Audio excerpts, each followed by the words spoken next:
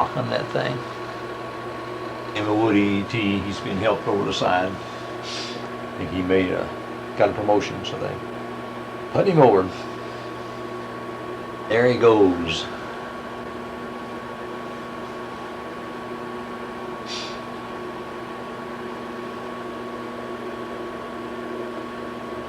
And I think it's me down the Loran shack. Doc and Caesar clowning around before they leave.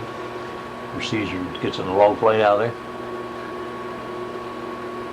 This is our new old man. He's pretty good. Name was Wiley. He was OCS, what they call the 90-day wondering guys.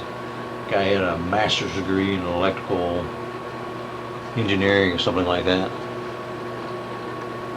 And another fish shot.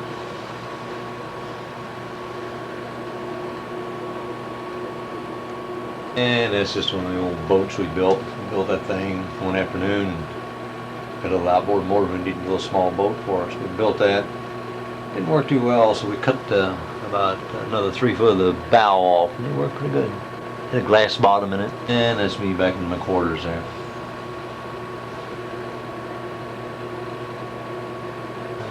Looks like it might be Ronnie Dansford coming aboard there.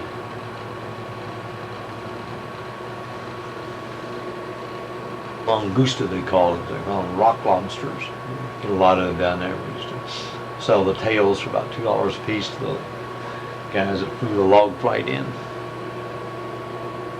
The civilian airline that flew in, they come in about once every 2 weeks into San Salvador. They flew out of Nassau, old C-47s. And in fact, that's what Jens May, I guess, flew in from Nassau on. And a couple times they fly in, they shut their engine off, they couldn't get them started. We had to go out to the station, get big banks of batteries down there to get them fired back up, to get them going. By the old man, see over there, he's leaving that day. He's flight out of there, going home. And there's me and Doc and the new old man.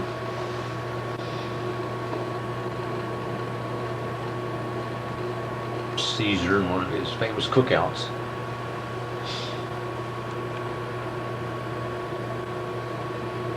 Found that thing along the beach, and what it was a paravane that Navy ships used to tow. They would tow them things, and it held the line away from the ship, and they could the line would catch mines and stuff on it, and take them down to a cutter and cut the cable. Navy lost it. We found it on the beach. The post office is down to a little town, well, the only town they had, a few houses there at one north end of the island called Coburn Town. That was the one, I think the police station was in there, and the post office, any of the old official buildings were there. Old truck that one of the natives had it. They'd got it from the Navy, and he specialized. He was the only hauling service for the natives in the island, but most of the time they were pushing down the road like that. This is just a section of the road going down through there. Those red bushes or red flower bushes bloom about once a year. And this is part of the road and around the island. We're just hiking around the island. It's a downtown street of Coburn Town. Like I say, there's only about a half dozen houses there. And that's about it. Some of the native houses there, they had no heating, no plumbing, no running water, no windows, usually no doors. And to keep the mosquitoes and the bugs out, they would start a green wood fire in the upwind side of the house and let the smoke come through and try to keep the bugs away, the mosquitoes out. Just another native. The ground was real rocky, didn't grow too much. There was no grass growing, had some bushes, and cactus, and yucca plants. And they had, when they had the plantations down there, they over farmed it with cotton and corn, and most of the soil all washed off, and all you had left was rock. You didn't get that much rainfall a year. We had to get our water from a catchment basin, like a big cistern. Just me inside the old truck. We salvaged that from the Navy Yard too. Navy's junkyard. It's just an island lay off the front of the station down there. think somewhere out there, I think there's a water spout. You can't see it. An aerial shot. Was lakes in the middle of the island, and that's what the first settlers of the old plantation owners, is how they got back and forth. They had sailboats, and they sailed up and down them lakes. They had little locks and passageways cut and everything else. Their houses were in the center of the island, and the top of the hills where they get the air.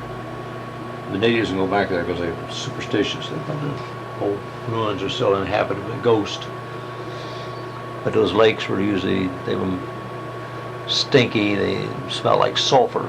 And there's one of the native churches, and to the left you see the lighthouse that was run by the British lighthouse service. The scenery shot looking off from the station out toward the bay.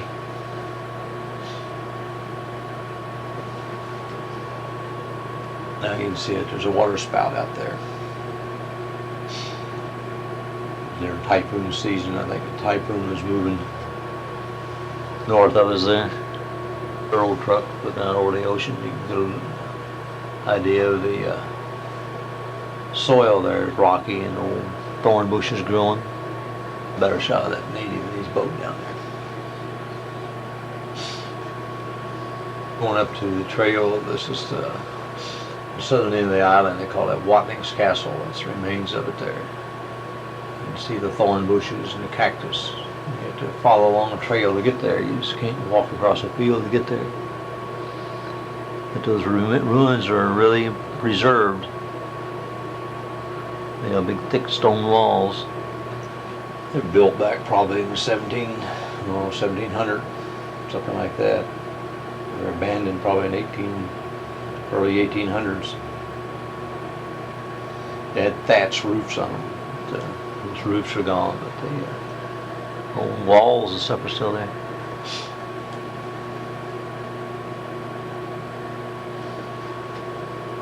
An old fireplace. This is one of the main buildings there. Some more ruins.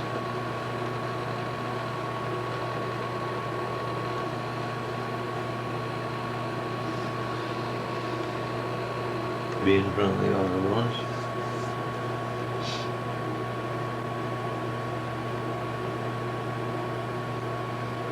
Another ruin there.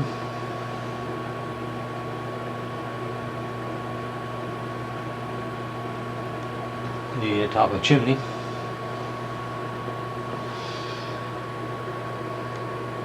Gazy's getting an unusual shot down the chimney.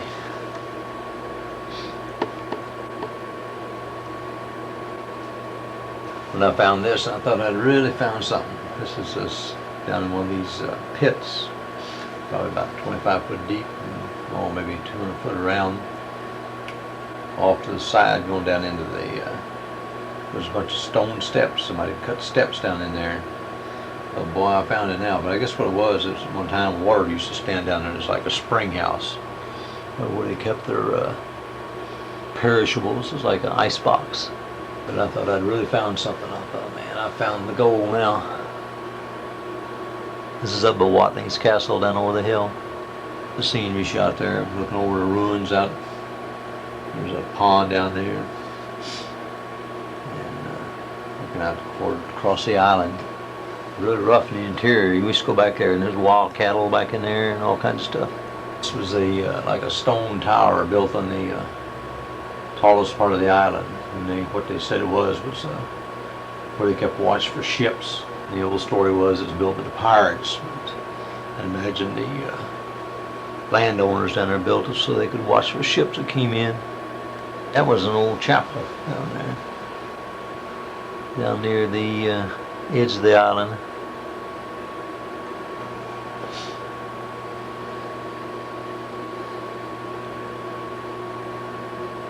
There's an interior shot. Not much left in there. It had a wooden roof. It was unusual.